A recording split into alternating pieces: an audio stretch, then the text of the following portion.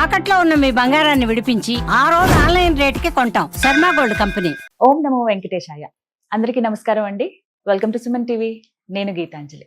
ఇవాళ మనం ఒక విశిష్ట అతిథితో మాట్లాడబోతున్నాం. టీవీఆర్కే మూర్తి గారు. మనందరం విశ్వపతి గారంటూ ఎంతో ముద్దుగా మర్యాదగా పిలుచుకుంటూ ఉంటాం. విశ్వపతి గారి గురించి చెప్పాలంటే ఒకటే మాట, వెంకటేశ్వర స్వామి వారే ఆయన రూపంలోంచి మనందరికీ ఆయన వైభవాన్ని చెబుతున్నారా అనేంతగా నాకు అనిపించిందండి. ఎందుకంటే వారు వెంకటేశ్వర స్వామి వారి పైన 18 పుస్తకాలు రాశారు. ఇప్పటి వరకు 12 భాషల్లోకి తర్జుమా అయింది. ఎంతో మంది ఆ పుస్తకాలు చదివి వారి జీవితాన్ని మార్చుకున్న వాళ్ళు ఉన్నారు. అలాగే ఎన్నెన్నో సమస్యల నుంచి బయటపడిన వాళ్ళు ఉన్నారు. కేవలం భారతదేశంలోనే కాదు, వివిధ దేశాల్లో ఆ పుస్తకం ఎంతగా ప్రాచుర్యం పొందిందో నేను చెప్పడం కాదు, చదివి అనుభవం ఉన్నటువంటి మీ అందరికీ బాగా తెలుసు.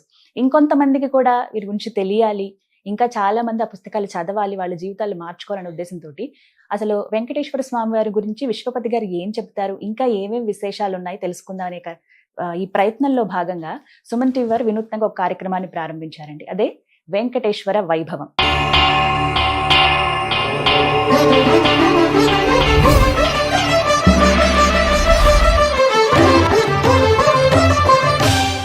అఖిలాండ కోటి బ్రహ్మాండ నాయకుడు ఆ దేవదేవుడు గురించి తెలుసుకోవాలని మా అందరికీ కోరిక అండి వీడియోస్ ద్వారా. ముందుగా ఒక మొదటి ప్రశ్నతో ప్రారంభిస్తాను. తప్పకుండా. గురుగారు, స్వామివారికి శ్రీ వెంకటేశ్వరుడు అనేటువంటి నామం అసలు ఎందుకు వచ్చింది? ఎందుకంటే వెంకట ఈశ్వరుడు 2 పేర్లు కలిసాయి. చాలా వైవిధ్యంగా ఉంటుంది స్వామివారి పేరు మిగతా అన్ని నామాలతో పోల్చుకుంటే గనక. ఈ నామం యొక్క విశిష్టత, అసలు స్వామివారికి ఆ పేరు ఎలా వచ్చిందో వివరించండి ముందుగా. యాక్చువల్లీ వెంకట అనే శబ్దానికి అర్థం ఏంటంటే అమృత ఐశ్వర్యాలని ఇచ్చేది అని ఒక అర్థం ఉంది. అలాగే ఏమంటే పాపాలని, కట అంటే తొలగించడం, పాపాలని తొలగించేవాడు వెంకటేశ్వరుడు అని. ఈశ్వర అనే నామం ఏంటంటే మనం అసలు పరమేశ్వరుడు అని కాదు, ఈశ్వర అనేది ఏంటంటే ఈ సృష్టి మొత్తానికి ఆధారభూతమైనటువంటి శక్తి ఏది ఉందో దాన్ని ఈశ్వరుడు అంటాం మనం. ఈశ్వరుడు అనేవాడు మనం ఏంటంటే మామూలుగా పరమేశ్వరుడు, ఈశ్వరుడు అంటే శివుడు అనేట్టుగా మనం వ్యవహారికంగా అంటాం మనం. అన్నప్పటికీ అసలు యాక్చువల్లీ ఈశ్వర శబ్దానికి మూలమైన అర్థం ఏంటంటే ఈ సృష్టి మొత్తానికి ఆధారభూతమైన శక్తి ఏదైతే ఉందో, అసలు ఈ సృష్టి మొత్తానికి ఆధారభూతమైన శక్తి ఒకటే ఉంటుంది. ఏది రూపం లేని శక్తి, ఆ శక్తే ఈ సృష్టి మొత్తాన్ని ఇలా కాపాడుతూ, ఇలా రక్షిస్తూ, ఇట్లా ఉంటుంది, మొత్తం నిర్దేశిస్తూ అన్నమాట. సో అదే మనకి వివిధ రూపాలుగా ప్రకటితమవుతూ ఉంటుంది. దాంట్లోంచే బ్రహ్మ, విష్ణు, మహేశ్వరుడు, అలాగే సరస్వతి, లక్ష్మి, పార్వతి, అన్ని దేవతలు అలా ఆ రూపం నుంచి వచ్చినవి. సో మనకేంటంటే ఇప్పుడు ఈ రోజున ఇప్పుడు చంద్రుడు, సూర్యుడు మనం చూస్తుంటాం కదా ఈ రోజు. అండ్ ఆకాశంలో ఎన్నో గ్రహాలు చూస్తాం, ఎన్నో తారాలు చూస్తాం. అవునా? ఒక్కొక్కటి ఏంటి నక్షత్రాలు మనకి ఇంత చిన్నవిగా అనిపిస్తున్నా, ఇంత దూరంగా ఉండటం వల్ల కొన్ని నక్షత్రాలు ఏంటంటే భూమి కంట కొన్ని 100 రెట్లు సైజు, అంత పెద్దవి, భూమి కంట కొన్ని అంత దూరంలో ఉండటం, అంత ప్రకాశవంతంగా అంత దూరంలో ఉండటం చేత అలా అనిపిస్తున్నాయి. అండ్ అలాగే సూర్యుడు ఉన్నాడు, వేడి చూస్తున్నాం కదా ఎలా ఉంటుంది, ఎట్లా ఉంటుంది అనమాట. ఇన్ని కోట్ల మేడ దూరంలో ఉంటేనే ఇలా ఉంది. అండ్ ఇవన్నీ కూడా రోజు నిత్యం అవే కక్షలు అలా తిరుగుతూ ఉంటాయి. ఎక్కడ ఇటు అటు ఏమీ జరగదు కదా. సూర్యుడు ఇలా ఉన్నాడు, ఏదైనా ఒకటి కొంచెం ఇట్లా ముందుకు వస్తే భూమిని ఏమైపోతుంది, పూర్తిగా కాలిపోతుంది. సో ఈ ప్రపంచం మొత్తం ఇలా ఉంది, భూగమనం ఇలా ఉంది, ఇవన్నీ ఇలా ఉన్నాయంటే వీటన్నిటికీ ఆధారభూతమైన శక్తి ఏదో ఉండే ఇది చేస్తుంది అంతా. వీటన్నిటికీ ఏ శక్తి అయితే ఈ ప్రపంచం మొత్తానికి ఆధారభూతమైందో ఆ శక్తే ఇక్కడ మనకి తిరుమలలో వెలిసిన వెంకటేశ్వరుడు. మనం విష్ణు స్వరూపంగా మనం స్వామిని ఆరాధిస్తున్నప్పటికీ అక్కడ అసలు ఆ ప్రదేశంలో అన్నమాట స్వామి ఉన్న ఎక్కడైతే ప్రదేశంలో ఉందో ఆ ప్రదేశంలో ఈ సృష్టి మొత్తం యొక్క శక్తి కేంద్రీభరి ఉంటుంది యూనివర్స్ నుంచి. అక్కడే ఆయన అలా నుంచుని ఉన్నాడు. ఆ స్వామి కూడా మొత్తం అనమాట అంతర్యామి స్వరూపం అని అంటారు. అంతర్యామి స్వరూపం అనేది ఆ స్వరూపం మనం మామూలుగా వర్ణించిన ఈ రూపము ఆ రూపం అని చెప్పలేము అనమాట. అన్ని రూపాలతో ఉన్న మూర్తి అక్కడ ఉన్న మూర్తి. అందుకనే ఆ వెంకటేశ్వరుని కూడా ఎన్నో నామాలతో పిలవటమే కాదు, కొంతకాలం క్రితం చాలా ఇందాక నేను చెప్పాను చూడు, ఎన్నో కోట్ల సంవత్సరాల క్రితం, అది కూడా ఎన్నో యుగాల వెనకాల ఆయన వెలిసి ఉన్నాడు. అండ్ అప్పటి నుంచి ఉన్నాడు, స్వయం వ్యక్తమై ఆయన అంతటా ఆయనే వచ్చి నుంచి ఉన్నాడే. ఆ స్వయం వ్యక్త రూపంలో యాక్చువల్గా ఆ రూపంలో సహజంగా శంఖచక్రాలు ఉండవు, తర్వాత ధరించాడు స్వామి, కానీ సహజ శంఖచక్రాలు ఉండవు. అలాగే చేతులకి నాగాభరణాలు ఉంటాయి స్వామికి. ఎన్నెన్నో చాలా విశిష్టమైనవన్నీ చూస్తాం, కాళ్ళకి ఇలా పట్టిల్లాగా ఉంటాయి అనమాట. యాక్చువల్గా చాలా కాలం తల్లి మొట్టమొదటి రోజుల్లో చాలా కాలం క్రితం శక్తి స్వరూపంగా ఆరాధించారు అక్కడ స్వామిని. శక్తి స్వరూపంగానే చాలా కాలం ఆరాధన జరిగింది. ఆ కాలంలో స్వామివారికి మెట్టెలు కూడా ఉంటాయండి, గజ్జలు ఉంటాయి, మెట్టెలు కూడా ఉంటాయి, కాలికి ఉంటాయి, చేతులకి నాగాభరణాలు ఉంటాయి చేతులకి. అవన్నీ నేను చెప్పే స్వయం వ్యక్తం, ఆయన అంతటా ఆయనే వెలిసినప్పుడు వచ్చినవి అవన్నీ కూడా చెప్తున్నా. అంటే ఆ మూర్తిలో ఏంటంటే అన్ని అసలు సృష్టి మొత్తానికి ఆధారభూతమైన అన్ని మూర్తుల స్వరూపం. అందుకనే అన్నమయ్య అంటాడు కదా, ఎంత మాత్రమే ఎవరు తలచినా అంత మాత్రమే నీవు అంటాడు. ఎవరు ఎలా అనుకుంటే వాళ్ళకి అలా కనిపిస్తామని. సో ఇలా ఎన్నో సంవత్సరాల పాటు, కొన్ని వేల సంవత్సరాలు అక్కడ స్వామిని ఒక గ్రామ దేవతగా కొలిచిన రోజులు ఉన్నాయి. ఆ రోజుల్లో మొట్టమొదటి రోజుల్లో అదంతా అడవులు అనమాట. మానవులకి, మామూలు వాళ్ళకి అసలు మనకి వెళ్ళడానికి కూడా మనకి ఉండేది కాదు, సామాన్యులకి. తర్వాత కాలంలో ఆయన గురించి తెలిసి వెళ్ళి నిత్య పూజలు ఇవన్నీ మొదలైన కాకముందు స్వామి ఒక్కరే అసలు అలా ఏంటంటే ఆకాశమే అలాగా గొడుగు పట్టినట్టు అలాగే నుంచున్నాడు. అప్పుడు చాలామంది ఈ ఆటవిక జాతుల వాళ్ళు, ట్రైబల్స్, వాళ్ళందరూ స్వామిని కొలిచేవారు. అండ్ ఇంకా విశేషం ఏంటంటే, నువ్వు చెప్తే ఆశ్చర్యపోతా, ఆ రోజుల్లో స్వామి మాట్లాడేవాడు కూడా. మొదట్లో ఇన్ఫాక్ట్ చెప్పాలంటే ఒక 2-3 వేల సంవత్సరాల క్రితం దాకా కూడా ఎంతో పరమ భక్తులకి స్వామి మాట్లాడేవాడు. స్వయంగా ఆయన దగ్గర కూర్చుంటే మాటలు వినపడేవి మనకి చక్కగా. ఆటవిక జాతులతో స్వామి మాట్లాడేవాట, వాళ్ళతో ఆడేవాడట, గృహ రూపంలో ఉండి దాంట్లోంచి వచ్చి ఆడుతుండేవాడు. అందుకని ఏంటి, తిరుపతి పక్కన ఉండే పాతకాలం చెంచులు, దాసరులు తిరుగుతుంటారే, వాళ్ళల్లో రకరకాల జానపద గీతాలు ఉంటాయి, స్వామికి సంబంధించిన గీతాలు. ఎప్పటి నుంచి వచ్చాయో తెలియదు, దాని మీద రీసెర్చ్ చేశారు కొంతమంది. తరతరాల నుంచి స్వామినితో వాళ్ళు అలా పెనవేసుకున్నారు. ఎందుకంటే ఆ రోజుల్లో ఆటవిక జాతులందరికీ వాళ్ళు వేటాడి ఆ మాంసం తీసుకొచ్చి స్వామికి నైవేద్యం పెట్టేవాళ్ళు. అండ్ దొరికేవే కదా, ఫలాలు తెచ్చిపెట్టేవాడు, తేనిచ్చేవాళ్ళు నైవేద్యం కింద. ఆయన ఆ రోజుల్లో అలా కొలిచారు, శక్తి రూపంలాగా కూడా మొదట్లో చాలా కాలం కొలిచారు ఆ స్వామిని.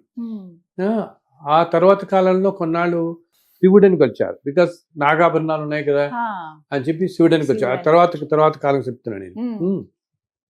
ఆ తర్వాత కొన్నాళ్ళేమో సుబ్రహ్మణ్య స్వామిని కొలిచారు, కొన్నాళ్ళు విష్ణు అని కొలిచారు.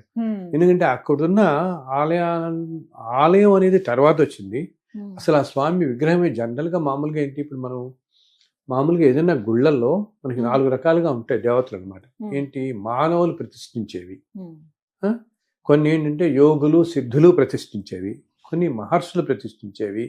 మనం చూస్తూ ఉంటాం అగస్త్య ప్రతిష్ఠ, భరద్వాజ ప్రతిష్ఠ, మనం చూస్తుంటామే. అగస్త్యులు వారు ప్రతిష్ఠించారు, మన ఊళ్ళలో వెళ్ళి చూసినప్పుడు అక్కడ రాసి ఉంటుంది, అలా వింటూ ఉంటాం మనం. ఆ ఆలయం కథ అంతా రాసి ఉంటే అగస్త్య మహాముని ఇక్కడి నుంచి వెళుతూ కొన్ని వేల సంవత్సరాల క్రితం ఇలా ప్రతిష్ఠించారని. ఆ తర్వాత హయ్యెస్ట్ ఏంటంటే స్వయం వ్యక్తంగా అనమాట, కొన్ని దేవతలు ప్రతిష్ఠించినవి, కొన్ని స్వయం వ్యక్తం అంటాం, అది హయ్యెస్ట్ ఆర్డర్. అంటే సాక్షాత్తు ఆ భగవంతుడే అలా వచ్చి నిలబడటం, అలా మనకి నిలబడింది.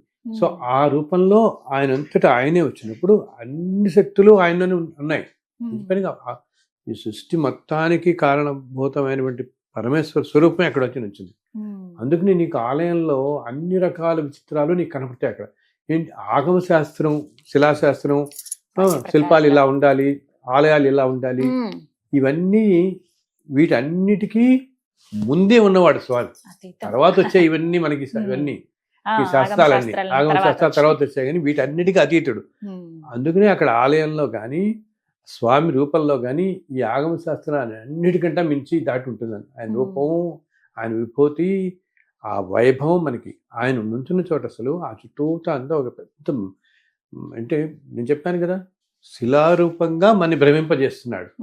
అంతేగాని ఆయనే ఉన్నాడు అక్కడ.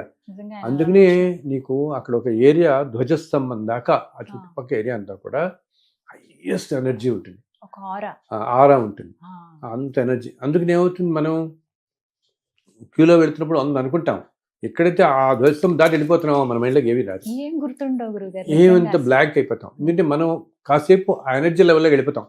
వెళ్ళిపోవటంతో ఈ హ్యూమన్ మైండ్ ఇంకా అక్కడ మనకి పనిచేయదు. అండ్ అంత దివ్యమంగళ స్వరూపాన్ని చూసి ఆ ఆరోలోకి వెళ్ళేటప్పటికి బయటకు వచ్చిన తర్వాత రిలైజ్ చేస్తాం మళ్ళీ మనం అయ్యో వచ్చామని. ఆ సెకండ్ దర్శనం అయిపోయి బయటికి రాగానే ఇన్ని అడుగుదాం అనుకుని అడగలేకపోయాను. అప్పటిదాకా కష్టం కూడా మర్చిపోతాం. కంపార్ట్మెంట్లలో వెయిట్ చేసి పిల్లల్ని కష్టం అంతా మర్చిపోతాం. ఎందుకు, ఈ పైన నిత్యం నేను చెప్పాను చూడు, ఇంతమంది దేవతలు, ఆ దేవతలు అందరూ కూడా సాక్షాత్తు వైకుంఠంలో స్వామి ఈ రోజున భూమి మీద ఇక్కడ ఉండటంతో నిత్యం తెల్లవారుజామున ఆ దేవతలంతా వచ్చి స్వామిని కొలుచుకుంటారు, సేవిస్తారు. ఇప్పటికీ సేవిస్తారు. వారి కోసం అని చెప్పి ఆలయంలో అర్చకులు రాత్రి అన్ని పూజలు అయిపోయి ఇంకా క్లోజ్ చేసే ముందు చక్కగా బంగారు పాత్రలో జలం పెడతారు, నీళ్లు పెడతారు స్వామి దగ్గర. ఆ వచ్చిన దేవతలు స్వామికి అర్చన చేయడం కోసం ఇప్పటికీ పెడతారు. వాళ్ళు అంటారు ఉదయం అయ్యేటప్పటికి దాంట్లో కొంచెం తరిగి ఉంటుందని చెప్పేసి కూడా తగ్గిపోయి ఉంటుందని. అండ్ ఇప్పటికీ తెల్లవారుజామున అంటే 1:30-2 ఆ టైంలో మనకి అటు ఈశాన్యం సైడ్ నుంచి ఆకాశ మార్గంలో దేవతలు అందరూ వస్తారు. అందుకే మనకి తెలుస్తుంది, గమనించటం అంటే ఆ ఫీల్ తెలుస్తుంది. అందుకనే నువ్వు ఎప్పుడైనా మీరు చూడండి 2:30-3 ఆ టైంలో తెల్లవారుజాము టైం కనుక మీరు ఆ పుష్కరిణి సమీపంలో కనుక కూర్చుంటే, అది నార్త్ ఈస్ట్ ఈశాన్యం మనకి, బయటికి ఈశాన్యంలో ఉంటుంది పుష్కరిణి కదా, అక్కడ మీరు జస్ట్ 2:30-3 కూర్చోండి, ఎంత ప్రెజెంట్గా ఉంటుందంటే అసలు మనం అలా యూనివర్స్ కనెక్ట్ అయిపోతాం అనమాట. అసలు అటు నుంచి రాబోదు నీకు, మనం అలసిపోయిన శ్రమ కానీ ఏమీ తెలియదు. అలా కూర్చుంటే అంత కనెక్ట్, బికాజ్ ఆ ప్రదేశం నుంచి దేవతలు వస్తారు, ప్రతిరోజు దేవతలందరూ వస్తారు. నీకు ఇందాక చెప్పాను చూడు, ఆ ప్లేన్లోకి వెళ్ళగానే మనకి ఆ దేవతలు కూడా ఏమిచ్చట, కొంతమంది దేవతలు వాళ్ళు కూడా మనలాగా మానవ శరీరాలు ధరించి వచ్చేస్తారు మనతో పాటు. అందుకని ఒక్కోసారి చూడు, మనం వంద ఎక్కుతున్నప్పుడు ఒకసారి కొంచెం కాసేపు చాలా అలసిపోయినట్టు మనకి అనిపిస్తుంది, ఏదో కాళ్ళు పీకుతుంటే అలసిపోతున్నాను, కానీ ఎవరో పక్కన వెళ్తున్న భక్తులు వచ్చి 4 కబుర్లు చెప్తాడు మనకి, ఏదో అదడతాడు, ఏ ఊరు అంటాడు, ఇవంటాడు, అవంటాడు, మాట్లాడి వెళ్ళిపోతాడు. ఆయన వెళ్ళిపోగానే మళ్ళీ మనకి ఎక్కలేని ఎనర్జీ వచ్చి మళ్ళీ కండి అయిపోతాం. ఆ వచ్చిన వాళ్ళు ఏంటంటే అవుతూనే ఉంటాయి, అందరూ చెప్తూనే ఉంటారా, ఆ వచ్చిన వాళ్ళు ఏంటంటే ఎవరో ఒక దేవత ఆ రూపంలో మన దగ్గరికి వచ్చారు. ఆ రూపంలో ఎందుకుట, ఈ అష్టదిక్పాలకులు, నవగ్రహ దేవతలు, అందరు దేవతలు ఆయన అధీనంలో ఉంటారు కదా. సో మనమంతా భగవంతుని ఎలా ప్లీజ్ చేద్దాం అనుకుంటున్నామో, ఈ దేవతలందరూ కూడా స్వామిని ఎలా ప్రసన్నం చేసుకోవాలా అని, ఆయన ప్రసన్నం చేసుకోవాలంటే ఆయన భక్తులు సేవ చేస్తే ప్రసన్నం చేసుకుంటాడు, అవసరం అవుతాడు. కానీ మనం అంటామే, ఆయన ఎవరికైనా భక్తులకి, స్వామి భక్తులకి చేస్తే ఆయన ఎంతో సంతోషపడతాడట. ఆయన చేయటం కంటే కూడా మనం స్వామికి సేవ చేసే కంటే కూడా ఆయన భక్తులకి ఎవరన్నా కష్టాల్లో ఉండి మనం సహాయం పడితే మన మీద ఎంతో సంతోషపడతాడు, వీళ్ళని చేశాడని. అందుకని వీళ్ళందరూ అనుకుంటారు, దేవతలందరూ పాపం వీళ్ళంతా కష్టాలు పడి పైకి వస్తున్నారు కదా, వీళ్ళకి కొంచెం సేవ కనుక చేస్తే ఆయన సంతోషపడతాడని మనకి వాళ్ళు సేవ చేయడం కోసం మధ్యలో వాళ్ళు కూడా అక్కడక్కడ నడిచెక్కుతున్న వాళ్ళకి కాస్త కనపడటం, లేకపోతే ఇక్కడ మంచినీళ్ళు ఉంటాయని చెప్తారు. మనం వీళ్ళు అనుకుంటుంటే అన్ని లేక ఏదో రకంగా సేవ చేస్తారు. అలాగా మనం క్యూల్లో వెళ్తున్నప్పుడు కూడా మన ముందు వెనకాల ఉంటారు. ఒక్కొక్కసారి వాళ్ళు ఏదో అరవంలో మాట్లాడతారు, ఏదో తమిళనాడు వచ్చి భక్తి అనుకుంటాం, మీ క్షణంలో మళ్ళీ మాయపోతాడు. ఆ క్యూ ఎటో వెళ్ళిపోతారు, వాళ్ళు కనపడరు కదా మళ్ళీ మనకి ఆ క్షణంలో. ఒక్కొక్కసారి వాళ్ళు ఏంటంటేనమ్మా, ఇప్పుడు మనకి మనం అంటామా నవగ్రహాలు ఏదో గ్రహంతో బాధపడుతున్నామండి, ఇప్పుడు ఈ దశ నడుస్తోంది, మామూలు జ్యోతిష్కంలో చెప్తామే ఈ దశ నడుస్తోంది మనకి, దీంట్లో ఇప్పుడు ఈ గ్రహ బాధ అవుతోంది, ఏదో ఈ గ్రహం సరిగా లేదు, నాకు బాధపడుతున్నాను పుట్ట. ఎప్పుడైతే స్వామివారిని దర్శించడానికి మనం వెళుతున్నామో ఆ గ్రహదేవతే మన పక్కన మామూలు లాగా వచ్చి మన ఒక్కసారి అలా అని జస్ట్ అలా స్పర్శ చేసి ఆ బాధ అంతా తీసేస్తుంది నీకు. క్షణంలో పోతుంది. అందుకని మనం చూడు ఒక్కోసారి అనుకుంటాం తిరుపతి వెళ్ళొచ్చారండి, ఒక్కసారి నా కష్టం అంత పోయిందండి అని ఉంటాం. ఆ దేవతలు తీర్చేస్తారు మనకి అనమాట. అసలు ఎన్నో క్షేత్రాల్లోనే జరిగేది. అందుకని మన వాళ్ళంతా ఏం చెప్తారు, ఏదైనా క్షేత్రానికి ఏదో ఇలా వెళ్ళి అలా వచ్చేయటం కాదు, నిద్ర చేయండి అంటారు. ఏం చెప్తారు, రాత్రి ఉండండి, ఒక రోజు నిద్ర చేయండి. ఎందుకంటే రాత్రి వేళల్లో దేవతలు వస్తారు. ఆ క్షేత్రంలోకి ఎంతో పవిత్రమైన క్షేత్రాలకి ఇప్పుడు మనకి యాదగిరిగుట్ట ఉంది. యాదగిరిగుట్టలో ఎంతోమంది అర్చకులు 40-50 సంవత్సరాల క్రితం కూడా చెప్పేవాళ్ళు, నరసింహస్వామి అలా తిరుగుతాడని చెప్పాను. అలా తిరగటమే కాదు, కొంతమందికి నేను విన్నాను కూడా. ఒకసారి మేము వెళ్ళినప్పుడు చెప్తున్నా, ఒకళ్ళు అక్కడున్న డిప్యూటీ ఒక ఆయన చెప్పాడు కూడా. ఒకళ్ళు వచ్చి లివర్లో వాళ్ళకి పెద్ద ట్యూమర్ ఉంటుంది, పాపం ఎవరో చెప్తారు వెళ్ళి అక్కడ ఉంటే తగ్గుతుంది, మీకు కొంచెం ఉపశమనం కలుగుతుంది ఏదో అని చెప్తే వాళ్ళు 40 రోజులు నిద్ర చేస్తారు. అక్కడ మండలంలో 40 days ఉంటారు కాటేజ్లోనే. అప్పటికి ఇంకా చిన్న చిన్న రూమ్లు అవి ఉండేవి. వాళ్ళల్లో ఒకరికి పొద్దున్నే లేచేటప్పటికమ్మా, అసలు పొద్దున్న లేచేటప్పటికి ఆ ట్యూమర్ సర్జరీ అయిపోయింది. ఇలా కుట్లుంటాయి, లేచి చూస్తే కుట్లుంటాయి, సర్జరీ అయిపోయింది అంతే. స్వామి వారు సర్జరీ చేస్తాడు. అద్భుతం ఇది నిజంగా. అసలు లేచి చూసి ఆశ్చర్యపోతాడు ఆయన చూస్తే. నార్మల్గా ఉంటుంది పొట్ట ఆయనకి. అంత పవర్ ఉంటుంది క్షేత్రాల్లో. నిద్ర చేయమని చెప్పేది అంటే దేవతలు అలా ఉంటారు అక్కడ ఆ క్షేత్రాలు. ఇప్పటికీ కూడా పెద్ద పెద్ద క్షేత్రాలు. అది కూడా ఏంటి, మనం ఏదో అనుకుంటున్నాం మనం వెళుతున్నాం వస్తున్నాం అని, కానీ ఈ క్షేత్రాలన్నీ ఇన్ని కోట్ల సంవత్సరాలుగా ఉండటంతో ఎందరో మహర్షులు, మహానుభావులు, దేవతలు నిత్యం వచ్చే ప్రదేశాలు కాబట్టి అంత శక్తి ప్రదేశాలు. అంత శక్తి ఉండబట్టే మనల్ని ఇంతగా ఆకర్షిస్తుంది. ఇప్పుడు తిరుమల వెళ్తాం మనం, ఎంతో అలసట అనుకుంటాం, మళ్ళీ రాగానే మళ్ళీ ఎప్పుడు వెళదామా అని శక్తి ఉంటుంది కదా, ఆకర్షిస్తారు. ఆ స్వామి ఆకర్షిస్తాడు. ఎందుకంటే ఆ ప్రదేశంలో దేవతలందరూ ఉండటంతో అంత సంతోషంగా.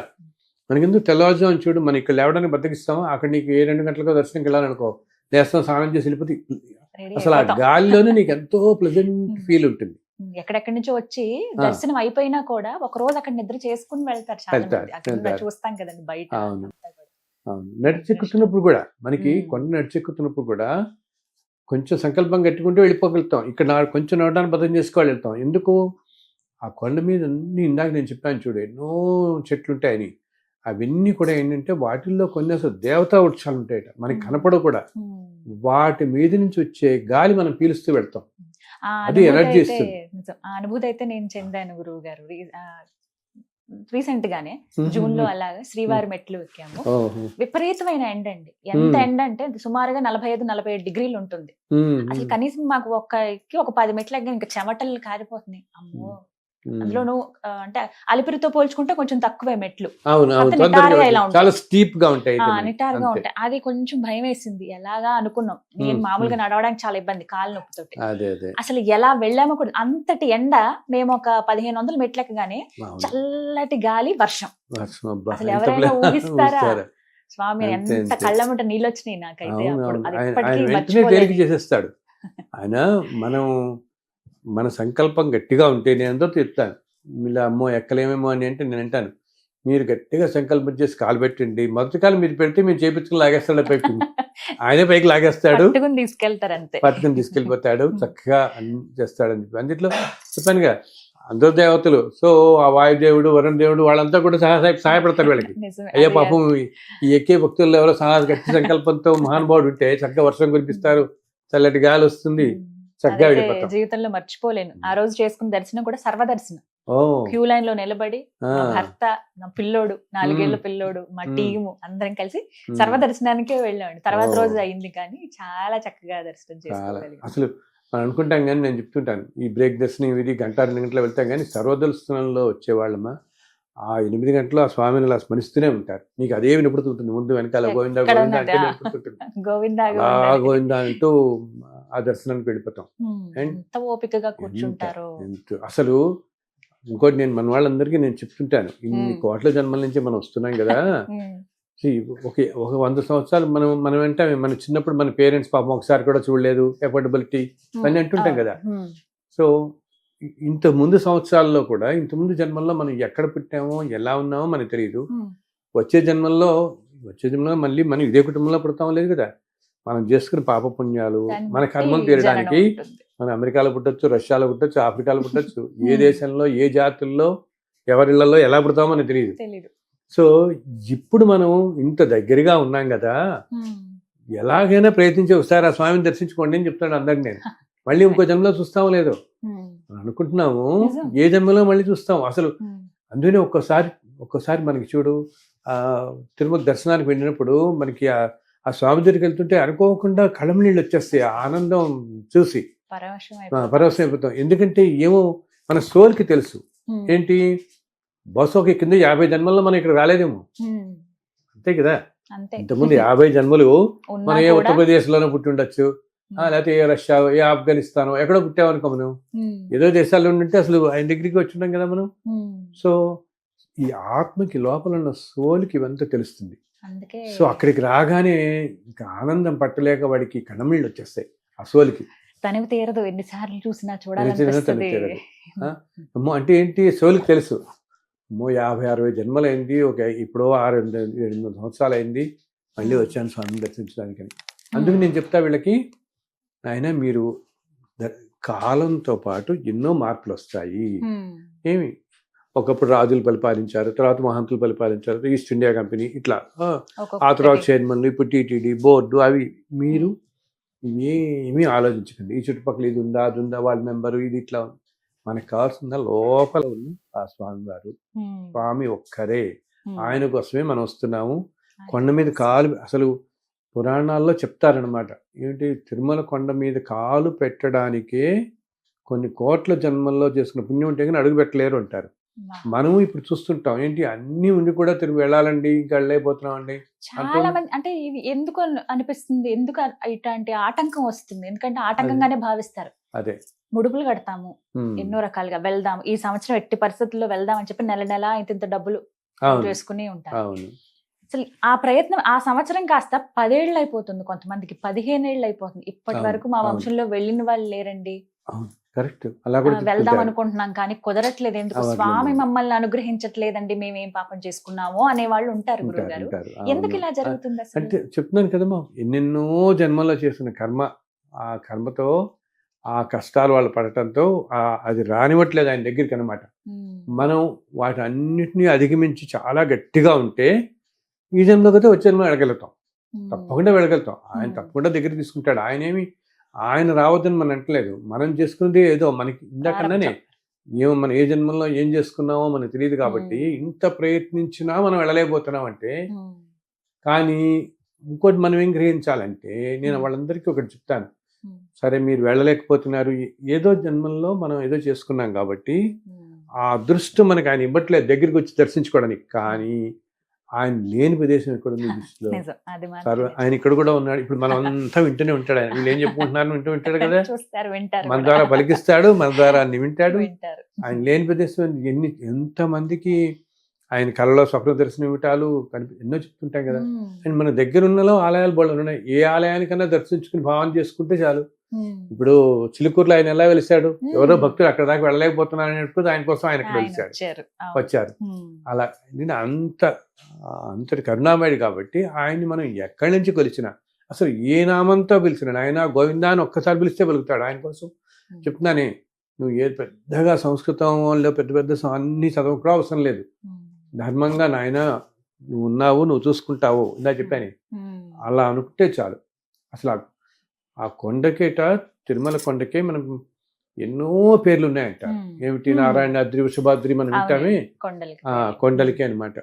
అసలు ఆ కొండ మొత్తం కృతయుగంలో కనకాద్రి అని పిలిచేవారమ్మా. ఎందుకంటే అది మొత్తం బంగారం, కనకం అంటే బంగారం కదా, కొండలు మొత్తం కూడా బంగారమే. మొత్తం ఇది కలియుగం కాబట్టి మనకు ఆ శిలారూపంలో కనపడుతున్నాయి.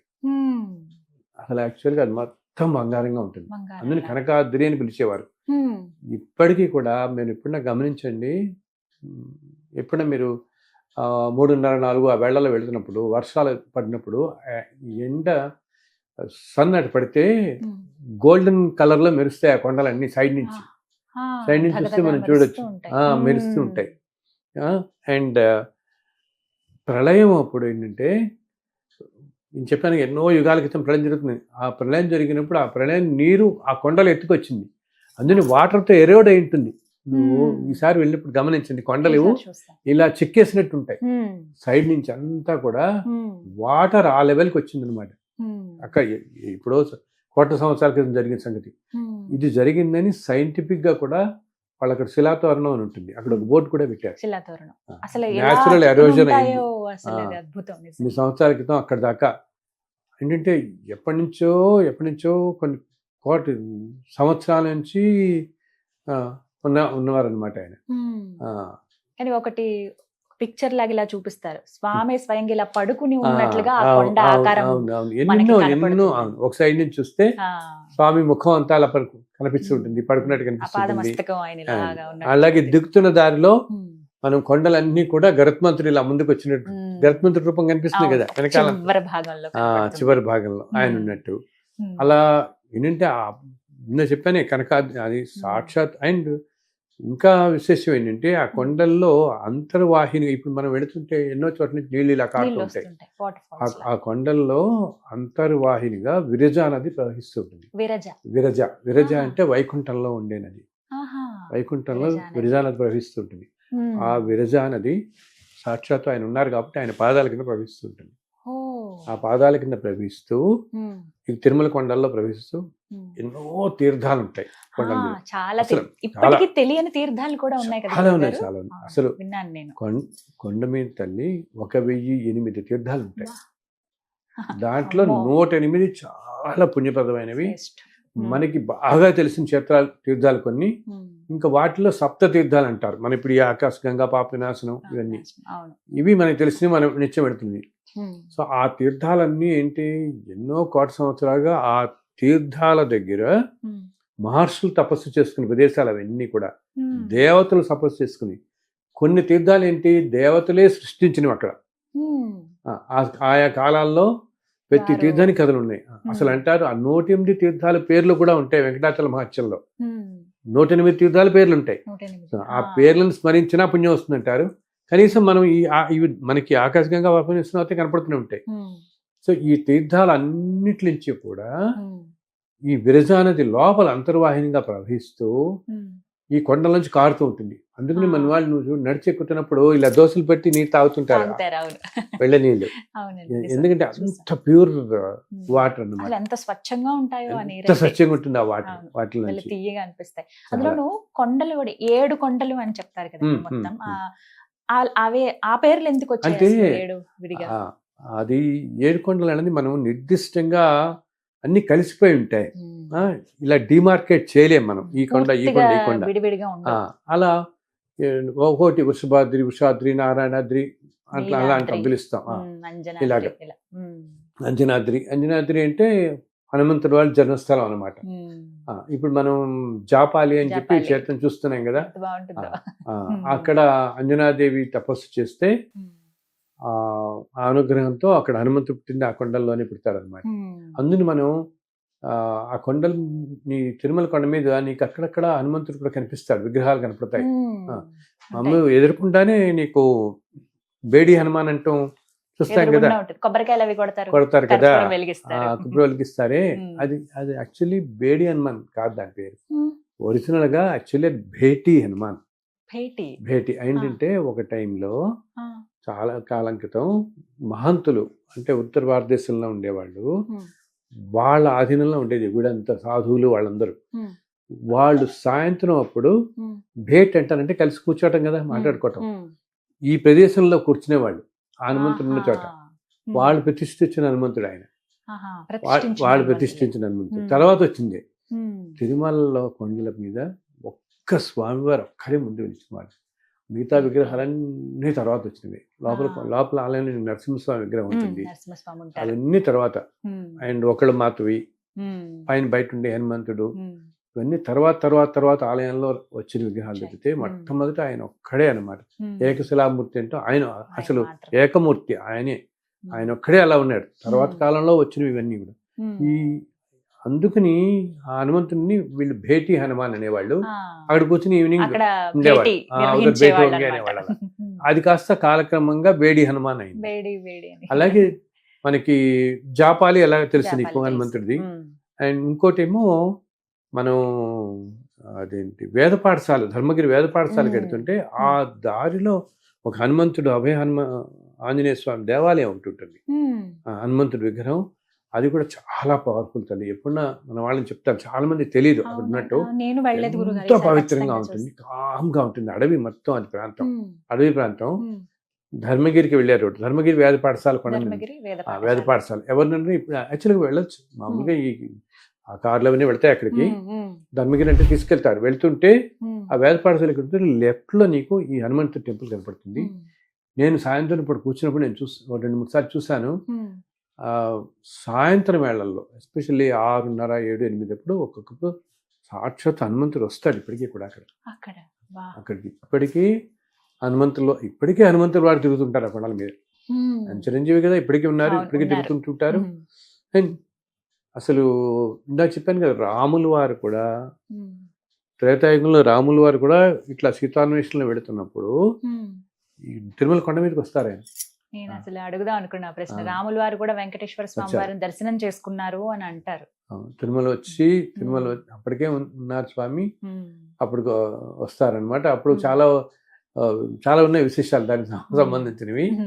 రాముల వారు కూడా చేశారనమాట. అంటే అందుకని ఇంత పవిత్రత ఆ కొండ, అంటే అంత పవిత్రత ఇప్పటికీ కూడా మనందరికీ ఇంత వెళదాం అనిపించడం, ఇంత అనిపించడం, అంత పవిత్రత, అంత పవర్ అన్నమాట. అండ్ అసలు మామూలుగా ఏంటంటే వాళ్ళు ఇందా చెప్పాను కానీ, నేను అన్ని దేవతలు రూపాలు ఉన్న స్వరూపమే అది. ఇప్పుడు ఆలయానికి నీకు మెయిన్ ఆలయం ఉంటుందా, ఆలయానికి పైన 4 దిక్కులా 4 సింహాలు ఉంటాయి. మామూలుగా సింహం అంటే మామూలుగా మనం అమ్మవారికి చెప్తాం కదా. అలాగే నీకు అక్కడ అభిషేకం ఎప్పుడు జరుగుతుంది, శుక్రవారం అభిషేకం చేస్తారు. అలాగే వాళ్ళు తిరుప్పావడ అని ఒక సేవ చేస్తారు. గురువారం స్వామివారికి ఎదురుకుండా ఇంత పులిహార పోసి నైవేద్యం పెడతారు ఆయన. ఏంటంటే మూర్తిని శాంతింపజేయడం కోసం. అలా శక్తివంతమైన రూపం కాబట్టి అన్నశాంతి జరగడం కోసం. దీన్ని ఏం చెప్తారంటే కొంతమంది పురాతన కాలంలో, ఇందాక నేను చెప్పాను మొట్టమొదటి కాలంలో ఆటి వెలుగులు ఉన్న రోజుల్లో అక్కడ జంతు బలి జరిగేది నివేదనగా శాంతించడం కోసం. ఇప్పుడు మన గ్రామదేవతలు శాంతింపడం చేస్తాం కదా, ఇస్తారే గురువారాలు చేస్తారు, అవునా? సో దానిని రామానుజాచార్యుల వారు వచ్చిన తర్వాత సాత్విక మూర్తిగా చేసి ఈ అన్న శాంతి చేస్తున్నారు. అందుకని గురువారమే అన్నప్రాసపోస్తారు అక్కడ. ఉదయం పూట జరుగుతుంది, తెల్లవారుజామున తిరుప్పావడ సేవ అంటారు. అన్నరాశి పోసి ఆ మూర్తిని శాంతిస్తారు. రోజు ఇన్ని లక్షల మంది, ప్రతిరోజు లక్షల మంది వచ్చి పెడుతుంటారంటే అందుకోసం. అండ్ అంత శక్తి స్వరూపం కూడా అన్నమాట. చాలా ఎంత శక్తి స్వరూపం కాకపోతే ఇన్ని కోట్ల సంవత్సరాలుగా ఇంతమందిని ఆయన చూసుకుంటూ కాపాడుకుంటూ వస్తున్నాడు. మీరు మాట్లాడుతున్నంత సేపు ఆయన అలా ఉండి ఆయన వైభవం చెప్పించుకుంటున్నాడు అనిపిస్తుంది. అలా మన కోసం ఇలా ఉన్నాడంటే ఆయన అసలు ఎంత శక్తి. అండ్ ఎంత శక్తి లేకపోతే రోజు నీకు ఎక్కడా ఉండదు. చూడు, 1,00,000 మంది పొద్దునే వస్తారు, ట్రైన్లలో బస్సుల్లో పడొస్తారా, ప్రైవేట్ వెహికల్స్లో పడొస్తారు. ఏదో విధంగా దర్శనం జరిగిపోతుంది. అండ్ మధ్యాహ్నం భోజనం వాటికి మళ్ళీ పొద్దున వెళ్ళిపోతారు. మళ్ళీ నెక్స్ట్ డే ఇంకో 1,000 మంది, ఇంకో 1,00,000 మంది, ఇలా నిరంతరం ఇంతమంది వస్తూ. అండ్ చాలా చోట్ల ఏమవుతుంది, చిన్న చిన్న ఆలయాల్లో అక్కడ నీకేదో 10,000 మంది వచ్చారు, ఏదో స్టాంపీడ్ అయింది, నలుగురు ఇట్లా ఇలా ఏమీ జరగకుండా ఇన్ని వేల సంవత్సరాలుగా ఇంతమంది జనం వస్తున్నా ఈ బ్రహ్మోత్సవాలప్పుడు ఇసుకేస్తారు అలా వస్తారు. అయినా అక్రమంగా జరిగిపోతున్నాయంటే ఆయన వైభవం, ఆయన నీళ్ళ కాకపోతే చేతుల్లో పెట్టి కాపాడుతున్నాడు అంతే. వచ్చిన వాళ్ళందరినీ ఆయన కాపాడుతున్నాడు. అంత శక్తి ఉండటం బట్టి ఆయన అలా చూసుకుంటున్నాడు. కాబట్టి రోజు సక్రమంగా అంటుంటారు అక్కడ ఆలయ అధికారులు కూడా ఇప్పుడు మాట్లాడమంటారు, మాదే ఉందండి, మేము ఏదో డ్యూటీ చేస్తున్నట్టు అలా ఉంచుంటాం, ఇది వీళ్ళు అంటే. కానీ ఆయన చూసుకోవడం బట్టే ఏమి చక్కగా జరుగుతున్నాయి, ఇవన్నీ పెడుతున్నాయి, ఇన్ని సంవత్సరాలుగా పెడుతున్నాయి అంటే. అండ్ ఆ నేల కూడా నేను అందరికి చెప్తాను, మీరు కొండ మీద నడుస్తున్నారంటే మీరు నడుస్తున్న నేల అయితే మారలేదు కదా, ఎప్పటి నుంచో అదే కదా, ఇన్ని తరాలైనా అవును. అదే. మీరు ఏమో ఒకప్పుడు అన్నమే వేసిన అడుగులో మీరు వేస్తున్నారేమో అదే కాలువి, బా. అంతే కదా. ఎంత అదృష్టం. ఆయన అన్నమే కూడా ఇలాగే నడుచుకుంటూ వెళ్ళి దర్శనం చేసుకున్నాడు ఆయన్ని. ఉమ్. ఏమో ఆయన అదే వేస్తున్నామేమో. ఆ ఓ మార్గంలో. త్యాగరాజు వారు వచ్చారు, త్యాగరాజ స్వామి వారు వచ్చి దర్శించుకున్నారు ఉమ్. స్వామిని ఒకసారి. ఉమ్. ఆయన వచ్చినప్పుడు ఏమవుతుందంటే అప్పుడే తెర వేసిస్తాడు. ఉమ్. తెర త్యాగరాజ వేసి స్వామి వారు వచ్చినప్పుడు. త్యాగరాజు వచ్చినప్పుడు వెళ్ళేటప్పటికి ఆయనకి తెర వేసి ఉంటుంది, ఈయనకి దర్శనం జరగదు. ఉమ్. వెంటనే అప్పుడు వెంటనే ఆయన ఒక కీర్తన పాడతాడు, తెర తీయగరాదా తిరుపతి దేవరా అంటాడు. ఆ. ఇలా కీర్తన పాడగానే అలా పడిపోతుంది కాస్త తెర, బా. అంతటా ఇచ్చి వేసున్న ఆయన తెర దర్శనం ఇస్తాడు. దానంతట అదే. ఆ. తెర తీయగరా తిరుపతి దేవరా అని చెప్పి ఓ కీర్తన పడతాడు. ఉమ్. సో అంతటి మహానుభావులను, అండ్ ఇందాకైతే దేవతలే చెప్తున్నాను, ఉమ్. దేవతలే వస్తున్న ప్రదేశంలో కాలు పెడుతున్నాము. మనం కింద మనం వేసిన అడుగు వాళ్ళ అడుగులను మనం వేసాము. కానీ అక్కడ ఆ ప్రదేశానికి అంత పవర్ ఉంటుంది. పవర్ ఉంది. కానీ అక్కడ అడుగు పెట్టడమే మనకి చాలా. అద్భుతమైన సుగంధ ద్రవ్యాలతో కూడుకున్నటువంటి ఒక పరిమళం ఆ, వచ్చేస్తుందండి. ఆ, అంతా ఆ ఏరియాలోకి వెళ్ళగానే మనకి వచ్చేస్తుంది. నిజం అదైతే. చాలా అసలు చెప్పాను మనకు ప్లెజెంట్ స్టేట్ ఆఫ్ మైండ్ లోకి వెళ్ళిపోతాం. మనకి ఆయన శరీరం, ట్రాన్స్ అంతా trance అంతా వెంకటేశ్వర స్వామి అంతే, వారిది. అంతే, అంతే. అండ్ చాలా. ఆయన అసలు ఆయన రోజు కూడా అందరు చెప్తారు, ఉమ్. ఒక్కొక్క రోజు చాలా సంతోషంగా కనపడతాడని చెప్తారు. ఉమ్. ఎందుకంటే ఆయనకు తెలుసు ఈరోజు వస్తున్న వాళ్ళలో చాలా బ్రహ్మాండమైన భక్తుడు ఎవరో వస్తున్నాడు, మహానుభావుడు. ఈ ఇన్ని లక్షల మందిలో కొంతమంది ఎంత తల్లి, మనం అందరం మనకి ఇన్ని సదుపాయాలు ఉన్నాయి, కానీ నేను చూస్తుంటాను తమిళనాడులో కొన్ని ఊళ్ళ నుంచి 150-200 కిలోమీటర్లు నడిచి వచ్చి దర్శించుకుంటారు. నడిచి 30 కాళ్ళకి చెప్పులు వేసుకోకుండా, ప్రేమ, కాళ్ళకి చెప్పులు వేసుకోకుండా, ఇంత అపారమైన భక్తి వాళ్ళందరిది. చిన్న చిన్న పిల్లల్ని పట్టుకుని పిల్లల్ని వస్తారండి. పట్టుకుని చంకలు ఎత్తుకుని, ఎత్తుకొని, మెళ్ళ మీద పెట్టుకుని. భుజాల మీద పెట్టుకుని ఎక్కుతుంటారు. నిజం. వాళ్ళు అసలు మేము వెళ్తున్నప్పుడు చూస్తాం, హైవే మీద నడుస్తూ వెళ్ళిపోతుంటారు అట్లాగా. వాళ్ళ చివరికి పాపం ఏంటంటే ఈ మే టైంలో కాళ్ళు కాలిపోతాయని గోను సంచులు కాళ్ళు కట్టుకుంటారు తల్లి. గోను సంచి గుడ్డ, చెప్పులు మాత్రం వేసుకోరు వాళ్ళు. ఉమ్. వేసుకోకుండా గోను సంచి కట్టుకుని ఏంటి తమిళనాడు, కర్ణాటక, చిత్తూరు మనకి ఈ ప్రాంతాల ఎక్కువ నుంచి ఉంటారు కదండి. 100-150 కిలోమీటర్లు ఊళ్ళ నుంచి బృందాలుగా బయలుదేరి ఉమ్. స్వామిని దర్శించుకోవడానికి వస్తారు నడిచి. నిజం. ఎటువంటి అపారమైన భక్తి. మనం ఏదో చూసనుకుంటాం మనదే చాలా భక్తి అని. అటువంటి భక్తులు వస్తే ఎంతో ఆనందపడిపోతాట. ఆయన అనుకుంటాట, వీళ్ళు వచ్చారు ఈరోజు. అంతకుముందు ఏంటంటే అంతటి భక్తి, ఆయనకి సంతోషం ఇంత అంత కదా. ఆయన చెప్పాను కదా, ఆయన కల్మషం లేని భక్తి. ఆయన వాళ్ళందరూ అతి సామాన్యులు, వాళ్ళకి ఏ బ్రేక్ దర్శనాలు ఏముండవు. కానీ ఎప్పుడు కూడా అందరికీ నేను చెప్తాను, మనం ఆయన చూసామా లేదా అని కాదు, ఆయన మనం చూసాడా లేదా నిజం. అది కావాల్సింది, మనకి కావాల్సింది. మనం ఆయన చుట్టూ కంటే ఆయన ఎవరిని చూస్తున్నాడు అన్నది. సో మనం అంత అక్కడికి వెళ్ళినప్పుడు, అందుకు నేను అంటాను మన వాళ్ళకి, ఆయన మీరు ఆ కొండ మీద అడుగు పెట్టడమే అపురూపం, వెళ్ళటం అపురూపం అయినప్పుడు. ఇప్పుడు చూడు 10-15 ఏళ్ల నుంచి ఇంకా వెళ్ళలేదు అనుకుంటున్నాం అన్న వాళ్ళే, ఆ వెళ్ళిన సమయంలో ఆ కొండ మీద ఉన్నంత ఆ రోజుల్లో మీరు అక్కడికి వెళ్ళి మళ్ళీ ఏదో సినిమాల గురించి మాట్లాడటం, పాలిటిక్స్ గురించి మాట్లాడటం, నేను మా తమ్ముడు ఇలా అన్నాడండి, లేకపోతే వాడికి ఆలోచనలేని మళ్ళీ లౌకికం అనేవి మాట్లాడకూడదు. కొండ మీద ఉన్నంతసేపు ఇంకా మీరు ఈ రోజు ఈ కట్టడాలు చూస్తున్నారు, ఇవి చూస్తున్నారు, ఇవన్నీ వదిలేయండి. సాక్షాత్తు సృష్టి మొత్తానికి కారణభూతుడైన స్వామి అలా నుంచుని ఉన్నాడు అక్కడ మన కోసం. ఆ వైభవం అంత ఉన్నప్పుడు, అండ్ నువ్వు నుంచుని బయట నుంచి ఎక్కడ మాట్లాడుతున్నావు అనుకుందాం, నువ్వు నుంచుని చోట ఒకప్పుడు ఈ కాటేజీలు అన్నీ లేనప్పుడు సత్రాలు ఉండేవి, అన్ని చిన్న చిన్న చౌల్ట్రీస్ ఉండేవి. ఇంకా చెప్పాలంటే ముందు యాక్చువల్లీ పూల తోటలు బాగా ఉండేవి కొండ మీద, అంతా పూల తోటలు. యాక్చువల్లీ తిరుమలకి ఇంకొక పేరు కూడా ఉంది, పుష్ప మండపం అంటారు తిరుమలని. ఎందుకంటే ఆయన పుష్పాలంక ప్రియుడు, అసలు ఒక పేరుంది. ఈ వైష్ణవ క్షేత్రాలకి ఒక్కొక్క 3 భోగ మండపం అని ఇలా ఉన్నాయి. ఇలా దీనికి పుష్ప మండపం అంటారు తిరుమల. ఎందుకంటే బ్రహ్మాండమైన పూల తోట ఉండేవి. చాలా మంది ఆళ్వార్లు వచ్చి చాలా ఇప్పుడు మనం రామ్ బగీచా అంటామే, అందుకని అవి కొన్ని కాటేజీల పేర్లు అయ్యాయి. ఇప్పుడు రామ్ బగీచా అంటే అక్కడంతా ఒక తోట ఉండేది. అలాగే ఎస్పీటీ కాటేజ్ అంటారు వాళ్ళు, సురాపురం తోట అని. సురాపురం జమీందారు ఒక తోట కట్టించాడు. అవే సురాపురంతో ఆ ఏరియాలో ఇప్పుడు కాటేజీలు వచ్చాయి, తోటలు వెళ్ళిపోయాయి, కాటేజీలు వచ్చేసాయి, చాలా వచ్చేసాయి. సో మనం ఇప్పుడు అక్కడ నుంచుని బయట నుంచి ఏదో టీ తాగుతూ ఏదో మాట్లాడుకుంటున్నాం అనుకో, ఆ నుంచున్న ప్రదేశంలో ఒకప్పుడు అన్నమే కూర్చుని ఉండొచ్చు, అన్నమే నుంచుని ఉండొచ్చు కదా. అసలు ఆలోచించుకుంటేనే మనకి సంతోషంగా అనిపిస్తుంది. బికాస్ అన్నమయ్య కొండకొచ్చి కొన్ని రోజులు ఉండి ఒక వైష్ణవ దీక్షిస్తాడు ఈయనకి. కొన్ని రోజులు ఉండి వెళతాడు కొండ మీద. ఇంతటి మహానుభావులు వీళ్ళందరూ నేల అయితే అదే కదా. ఇప్పుడు బిల్డింగ్ రాని ఏమీ రాని 2 చెట్లు ఉన్నాయనుకుందాం, ఏమీ లేవనుకుందాం, అదే నేల మీద మనం కూడా నుంచుంటున్నాం వెళ్ళి.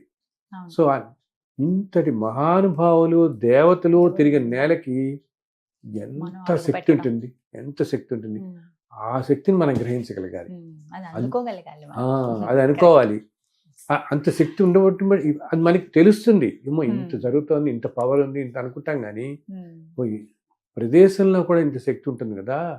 ఇన్ని సంవత్సరాలు అసలు నిత్యం నీకు పొద్దు నుంచి సాయంత్రం దాకా ఎన్ని ఉత్సవాలు, ఎన్ని ఆరాధనలు, సంవత్సరం పొడుగున ఉత్సవాలే. మనం ఇంకోసారి మాట్లాడుకుందాం ఎన్ని రకాల ఉత్సవాలు జరుగుతాయి తిరుమలలో. ఎన్ని రకాల ఉత్సవాలు అంటే వారోత్సవం, నిత్యోత్సవం, పక్షోత్సవం అంటారే వాళ్ళు. రోజు కళ్యాణం, ప్రతి సంవత్సరం కళ్యాణం జరుగుతుంది, వసంతం, ఎన్ని ఉత్సవాలు. ఇంత వైభోగం ఉంటే ఎంత పవరు, ఎంత శక్తి ఆ ప్రదేశానికి ఉంటుంది. చాలా అంటే వింటూనే ఉండాలనిపిస్తుంది. ఒక్క విశేషం చెప్పుకున్నాము. ఒకప్పుడు తల్లి ఆలయం మహాద్వారం అంటాం కదా, మహాద్వారం గురించి కూడా తర్వాత మాట్లాడదాం ఒకసారి. దాని ఎదురకుండా ఒక పెద్ద చింత చెట్టు ఉండేది, చాలా పెద్ద చింత చెట్టు. ఆ చింత చెట్టు మొదల్లోనే ఈ స్వామి వారు ఒక పుట్టలో వేస్తుంటారు అనమాట. మొట్టమొదట ఫస్ట్ దర్శనం ఇచ్చేది అలాగే. ఆ కథ మళ్ళీ చెప్పుకున్నాము. ఆ చింత చెట్టు ఎంత పెద్దదంతేట, ఎంత వ్యాపించి ఉండేదంటే ఒక చోట పువ్వులు పూస్తుండేవి, ఒక చోట కాయలు కాస్తుండేవి, అన్ని సీజన్స్ నుంచి అన్నీ ఉండేవి. అండ్ ఆ చింత చెట్టుని సాక్షాత్తు ఆదిశేషుడి స్వరూపం అనేవారు. ఆదిశేషుడే ఆ విధంగా వెలిశాడు. ఎందుకు, కింద స్వామి వెలిశాడు కదా పుట్టలో, ఆయనకి నీడగా పట్టడం కోసం వెలిశాడని. ఆ తర్వాత గోపీనాథుడని ఆయన కల్లో కనపడి చెప్తాడు, నువ్వు పైన వచ్చి రమ్మంటే. అప్పుడు అది మళ్ళీ చెప్పుకుందాం ఎలా దర్శనం ఇచ్చాడు స్వామి, మొట్టమొదటి దర్శనం ఎవరికి జరిగింది అని చెప్పి. సో ఈ చింత చెట్టు గురించి అన్నమయ్య కూడా ఒక కీర్తనలో అంటాడు, చింత చెట్టు కింద వెలిసిన వాడివి నువ్వు అని. అయితే అది తర్వాత కాలంలో ఈ మహాద్వారం అది కడుతున్నప్పుడు అప్పుడు అది తొలగించబడింది ఆ చెట్టు. కానీ అంటారు ఇప్పటికీ కూడా మంచి ఏంటి, మనం ప్యూరిటీ ఆఫ్ మైండ్, ఓకే, సిద్ధులు యోగులు ఇవన్నీ సరే, సాధనా మార్గం ఉన్న వాళ్ళు అన్నీ సరే, నువ్వు అంత సంకల్పం చేసుకుని నాయన నాకు ఒక్కసారి అది కూడా దర్శనం ఇవ్వు అంటే, అటువంటి వాళ్ళకి ఇప్పటికి ఆ చెండు చెట్టు ఒక్క క్షణం కనపడుతుంది అక్కడ ఉన్న వాళ్ళకి. అక్కడ స్వామి ఇప్పటికీ ఆ సంకల్పం చేసుకున్న వాళ్ళకి, అంటే నువ్వు ఆలయం ఎదురకుండా కొంచెం దూరంగా నుంచి ఆయనకి ఒక్కసారి నమస్కారం పెట్టి, లోపల స్వామివారిని తెలుసుకుని నమస్కారం పెట్టి, అదేంటంటే ఆదిశేషుడి స్వరూపం కదా అది, ఆయన ఒక్కసారి నాకు ఆ దర్శనం కలిగించావంటే ఒక్క సెకండ్, కొన్ని సెకండ్ల పాటు అలా కనపడిన వాళ్ళని నేను విన్నాను. ఇప్పటికి కనపడుతుంది ఏంటి అని. అలాగే ఇప్పుడు మనం ఆనంద నిలయం అంటాం కదా, స్వామివారు ఉన్నదాన్ని ఆనంద నిలయం అంటాం. ఆనంద నిలయం, విమానం అంటాం, గోపురం అంటాం కదా. ఈ ఆనంద నిలయం అంటే ఎంతో ఆనందం కలిగించేది ఆనంద నిలయం. సాక్షాత్తు ఆయన ఆనందం కలిగించేవాడు, బ్రహ్మానందం ఇచ్చేవాడు ఆయనే కాబట్టి మనకి.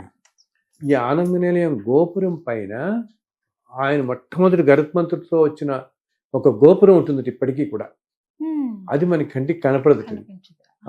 ఒక దివ్యమైన వాళ్ళ విమానం అంటే మన గోపురాన్ని విమానం అంటాం. ఆ దివ్య విమానంలో ఆయన ఎప్పుడైతే వచ్చాడో అక్కడి నుంచి గరుత్మంతుడితో, ఆ విమానం ఇప్పటికీ నీకు అందునే చూడు, రాత్రి వేళలో నువ్వు చూస్తే గోపురం ఎంత మెరిసిపోతూ ఉంటుందో, అది కేవలం దగదగా మెరిసింది. బంగారం వల్ల మెరవటమే కాదు, ఈ దివ్య విమానం ఒకటి పైన ఉండటంతో బ్రహ్మాండంగా అసలు నువ్వు ఆకాశంలో ఆ చుట్టుపక్కల చూడు, పైన ఎంత మెరుస్తూ ఉన్నట్టు ఉంటుంది ఆకాశం అంతా, అక్కడ తేజస్తో ఉన్నట్టుంది. ఆ తేజస్సు అలా వెలిగిపోతూ ఉంటుంది అనమాట. మనం ఏ వైపు నుంచి చూసినా కూడా ప్రత్యేకంగా కనిపిస్తుంటుంది.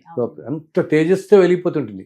బికాజ్ మనకి అదృశ్య రూపంలో ఉన్న ఇంకొక గోపురం అప్పుడు వచ్చింది, అలా ఉంది. ఇంకా వైకుంఠ నుంచి ఆయన వచ్చిన గోపురం అలా ఉంటుంది.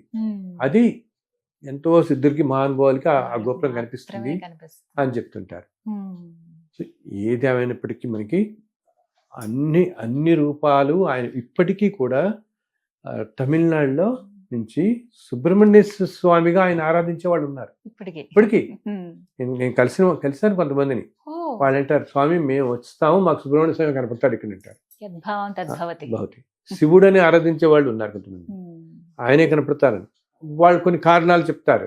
ఏమంటే అక్కడ స్వామి పుష్కరిణి అంటాం.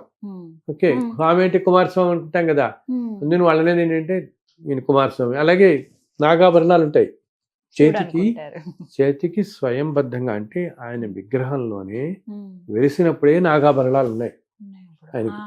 సో అందుకని వాళ్ళ నమ్మకం అది. అలా సో నువ్వు ఏ రూపంతో నువ్వు ఎలా కలిసి ఏం తలచినా ఆయన అన్ని రూపాలు నీవే, సృష్టి మొత్తం వ్యాపించున్నవాడు నీవే, అన్ని రూపాలు నీవే, అన్నిట్లో నువ్వే ఉన్నావు, నీలోనే అన్ని దేవతలు ఉన్నారు అనుకుంటే. అందున ఉంటుంది, ఏ దేవతను పూజించినా కేశవం ప్రతి కేశవుడికే వెళుతుంది అని శ్లోకం ఉంటుంది అనమాట. మనం అలాగా అంటే నదులన్నీ సముద్రంలో కలిసినట్టు అన్ని దేవతల్ని మనం ప్రార్థించినా ఆ పైన చివరికి వెళ్ళేది కేశవుడికే వెళతాయి అని చెప్పేసి. హరినామములే అన్ని మంత్రం, హరి అవతారములే అన్ని దేవతలు అంటారు. అలా అంటారు కదా అన్నమయ్య. అన్ని అలా మనం సంకల్పం చేసుకుని మనం ఈసారి తిరుమల యాత్రకి మన వాళ్ళు మీలో ఎవరు వెళ్ళినా చూస్తున్న వాళ్ళందరూ మిగతా ఆలోచన ఏమీ పెట్టుకోకుండా, నాయన ఎంతో జన్మల పుణ్యఫలం చేత నేను నీకు వచ్చాను ఇక్కడికి, మమ్మల్ని అందరినీ చల్లగా చూడు అని చెప్పి ఆయన సంకల్పం అని మనస్సాన్ని పెట్టుకుంటే ఆయన చక్కటి అనుభూతులను ఇస్తాడు, మీ కష్టాలన్నీ తొలగిస్తాడు, మిమ్మల్ని చల్లగా చూస్తాడు. అలాగే మీ ఛానల్ తరఫున ఈ వచ్చే 20-25 సంవత్సరం అందరికీ చల్లగా ఉండాలని, ఆ స్వామి అనుగ్రహం మీ అందరి మీద ప్రసరించాలని స్వామివారిని అనేక విధాలు ప్రార్థిస్తున్నాను తల్లి. ఇంతటి అవకాశం ఇచ్చిన మీకు ఎన్నో కృతజ్ఞతలు. ధన్యవాదాలు గురుగారు. నమో వెంకటేశాయ. నమో వెంకటేశాయ.